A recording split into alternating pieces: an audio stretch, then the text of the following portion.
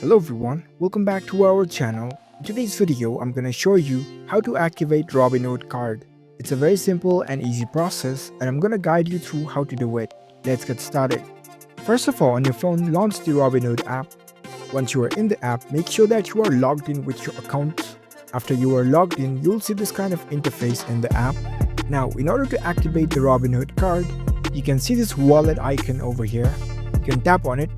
I recently created my account and my account is not verified yet, so the wallet option is not opening up for me.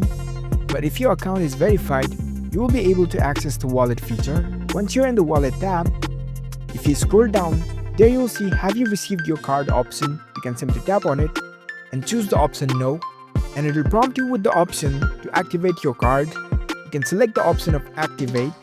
That's how you can confirm your debit card for the Robinhood account. If you want a gold card, in this home page, here you can see the money icon. Tap on it. From this page, you can activate the gold card. So that's it. That's how you can activate Robinhood Card. If you found this video helpful, don't forget to give this video a thumbs up and subscribe to our channel for more tech tips. Thank you for watching.